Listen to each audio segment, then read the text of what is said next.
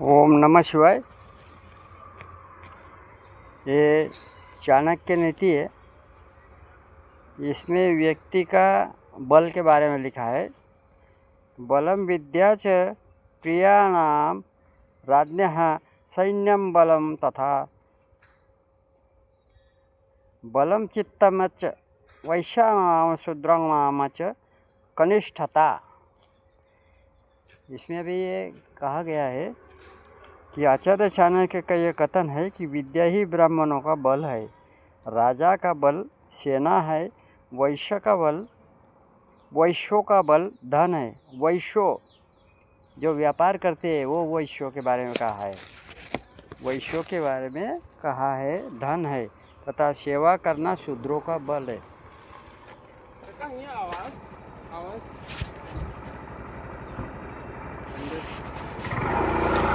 और अभिप्राय ये है कि ज्ञान विद्या ही ब्राह्मण का बल माना गया है।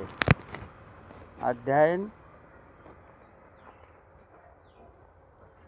स्वाध्याय ही उसका मुख्य कर्म क्षेत्र और उसी में उसे निपुण होना चाहिए, तभी वह आदरणीय होगा। राजाओं का बल उसकी सेना होती है, क्योंकि सैन्य शक्ति के बल पर ही वह अपने राज्य की सीमाएं सुरक्षित रख सकता है। इसीलिए इसी प्रकार धन वैश्य यानी कि जो व्यापार करता है, जैसे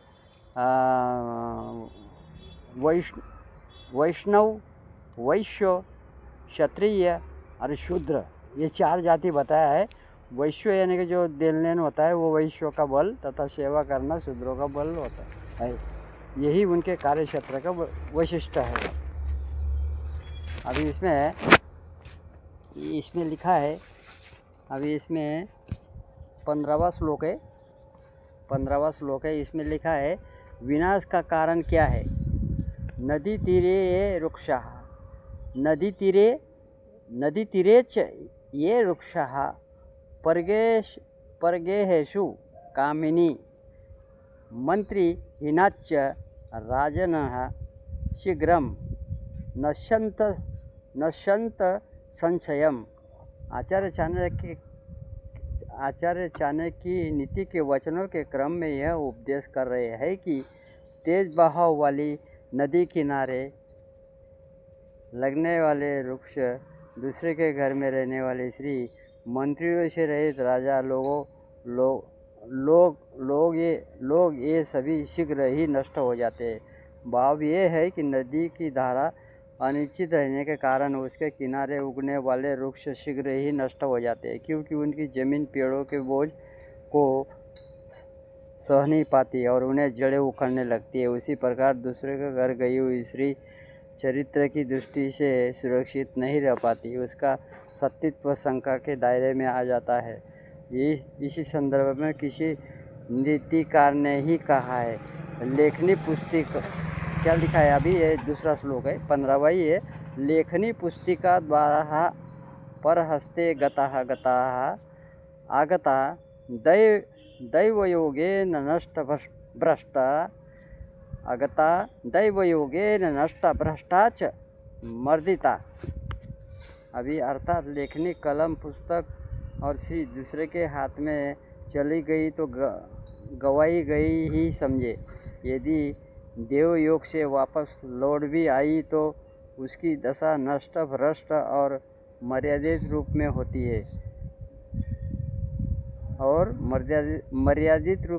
होती है, इसी प्रकार राजा का बल मंत्री होता है। मंत्री का राजा को सन्मार्ग में प्रवृत्त एवं कुमार्ग से हटाता है।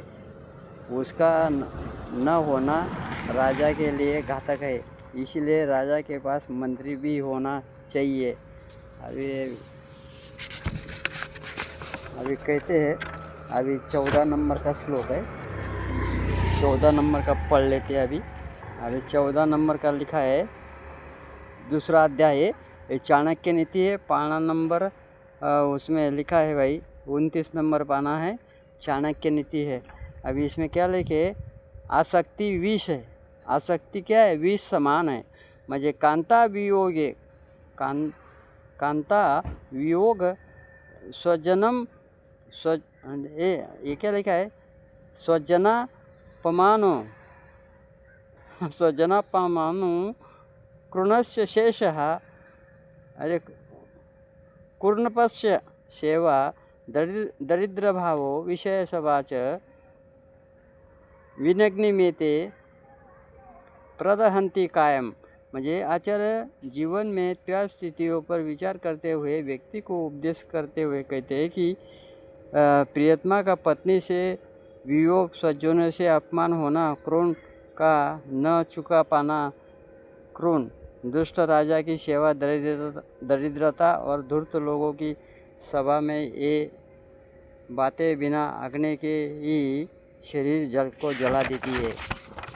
अब ये अभिप्राय ये है कि एक आग ही सबको दिखाई देती है, बाहरी अग्नि है, किंतु एक आग अंदर ही अंदर व्यक्ति को जलाती रहती है, उसे कोई देख भी नहीं सकता। पत्नी से अधिकतम प्रेम हो किंतु उससे बिछुड़ना पड़ जाए, परिवार वालों की कहाँ पर बेइज्जती हो जाए, कर्जों को चुकाना मुश्किल हो जाए, दुष्ट राजा की नौकरी करनी पड़े, गरीबी छूटे नहीं, दुष्ट लोग मिलकर कोई सभा कर रहे हो, ऐसी मजबूरी में बेचारा आदमी अंदर ही अंदर जलता रहता है। उसकी तड़पन को कोई देख नहीं सकता। यह ऐसी न दिखने वाली आग है। ओम नमः शिवाय।